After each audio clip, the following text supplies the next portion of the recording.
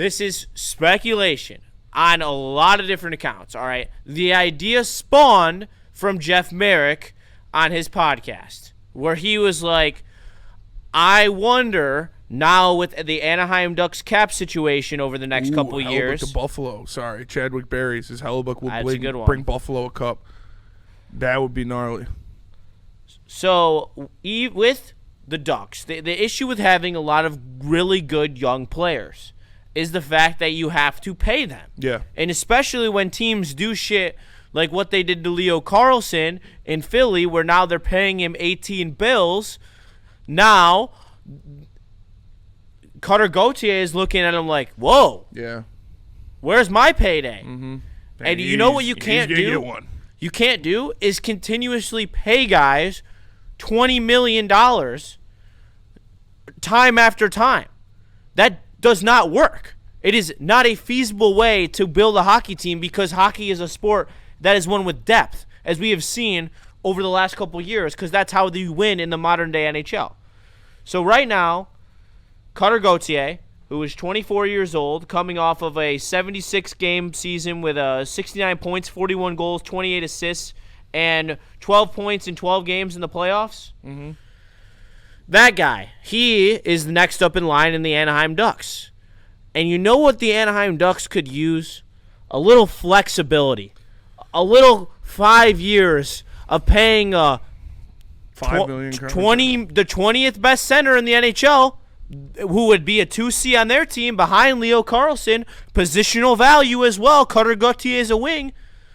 This is where I start to see, all right, this is where you make the Josh Doan trade like your Buffalo, where you capitalize with the positional value of trading centers, which is what Buffalo did with Reinhart. It's what Buffalo did with O'Reilly. Yep. Like, trading centers has the ability to get big play wingers in here. Mm-hmm. And when you talk about big play wingers, you're talking about a 40-point goal scorer. And I know this trade, it would have to be out the wazoo. Like, the pieces that are going to go into a trade like this, when you're talking about a guy who is, 22 years old, 22 years old, who's already reaching this level of stardom, it's all about the money, and the money that's not fitting. So the package by Jeff Merrick that was proposed by him was ASP and Dylan Larkin, because they just had to trade a lot of their right-hand D depth because they're already dealing with financial issues, for Cutter Gauthier straight up, and then we would extend Gauthier. This is something that I think if you could make this deal, I don't know if this deal would be on the table, but if you can make this deal possible, if you can add first-round picks to it, whatever, this is the type of thing where you're like, all right, if you're going to retool, you got to retool like this. Bringing in a young 22-year-old who already has put up a 40-goal season, who you can compare with DeBrincat and Raymond, and have a star-studded winger core where now you're just trying to grow centers into a position where they just have to be good two-way centers. They're not asked to score. They're asked to play center. I think this is a great move for the Red Wings in their future, and allowing for the center depth to grow on top of not having to completely rebuild by making a trade that hinders our future and is for future picks instead of the current NHL players that they're looking to trade for. I think, very well said, Justin. I think you would make this deal. Well, I would make this deal if it was on the table. Obviously, Dylan Larkin has to get he has to request it, and he's got to make sure some things go down. But when you look at what you could get with Cutter to bring in here, almost 70 points last year, over 40 goals. He's very young. He's still growing as a player, to grow alongside your other young guys. And then you're in a situation where, like you said, these young centers that you have, you find one or two of them that's going to work out, and then if you really want to, you could still go get another center. Because as of right now, you're looking to replace Dylan Larkin as a center. And if you make this trade, you're still looking to do that, but now you have another 40-goal scoring wing on your team that you can actually pay some money to. And like you said, it would make sense for the Ducks to want to do it, because then they're 1 and 2C combined for $23 million a year, and that is a very reasonable combination for two centers on your team to play at the level that they do.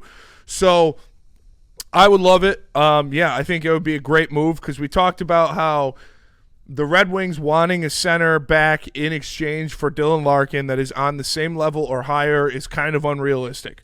Because, who are you going to trade Dylan Larkin, too, that's willing to give up a center of that level. But if you can get a player like Cutter that is a soon-to-be star wing in this league, then you still have to find a center, but at least you have another nice, shiny piece that can make your team more dangerous. I don't hate it, but obviously I just can't see it happening because Larkin controls where he goes. And I think by the time that Larkin expands his trade list enough to where Anaheim would even be a spot they could talk about, the Cutter situation's already going to be resolved, whether it's them re-signing him or him being traded somewhere else. Because like you said, that is going to be a fat contract. That is going to be a high teens of millions contract. And Anaheim might not want to do that, give out 2 of those in a row. So I would love for it to happen. I think it would make a lot of sense. Obviously you bring in a young goal scorer, and then you still have assets and you still have young centers that can either grow into – because you know how much easier it would be for – fucking Marco Kasper to actually be a 1C if he's in between Lucas Raymond and Cutter Gauthier. Like, exactly. It makes them. And the perfect pairing for Lucas Raymond. On top of that, like, you want to talk about a Swede who puts up 40 goals, who can pair with a guy who puts up 50 assists, the first person in a Detroit Red Wings uniform to do that since 2007, 2008. Pavel freaking Datsyuk, that guy. Yeah. Like, I mean, this is like what you have to find as a GM, and I'm not saying that's, likely, but at the same time, Anaheim has $8 million in cap space, and they have a guy in Cutter Gauthier who they're going to have to sign to at least $13 million. At least $13 million. If he goes for like 45 goals and 80 points next year. And yeah, maybe he signs a bridge deal, but a bridge deal still doesn't solve this. Like, this is still, if they sign a bridge deal, it's still an option for you to go get a guy like Cutter Gauthier, and that's where I'm trying not to like blow too much smoke, because this would be like an A+ championship win. Like, this would be somehow we fleece the Ducks back, but it's also because the Ducks are slammed in a corner with this one. They are. Shout out Philly. Because Philly came out and they screwed with them with the offer sheet, and now they're in a really tough position because of Leo Carlson, where this is an option. And I'm not saying it's likely. Like, please take this as I am saying it, and don't just say, "Oh, clickbait." Yeah, it's happening. No, all right. This is a good, but this is the type of trade you were looking for. And if you didn't have a no trade clause on Dylan Larkin, this is the type of trade that you would be making, in my opinion. Yes. Because, like I said, expecting to get a 1C back for trading Dylan Larkin is kind of ridiculous. This is realistic. Getting a young star wing back is something you could expect in a return for Dylan Larkin, because, like you said, the positional value of having a center and the financial flexibility that Dylan's contract can present to a team. That's why when Steve Yzerman talked about Minnesota, he's like, all right, give me Matt fucking Boldy. Like, obviously Matt Boldy is more established than Cutter, but that's the projection that Cutter is going to be, is that type of player. So that's the type of player you're looking for in return. And this is the perfect scenario for it to happen, but it's on Larkin, and Larkin's probably not going to okay any type of talks with Anaheim. In the future. In the future. We're talking near the trade deadline. I think that there's a very reasonable chance that Anaheim will be opened up on this list, especially when they start to see how good Anaheim is next year. Yeah.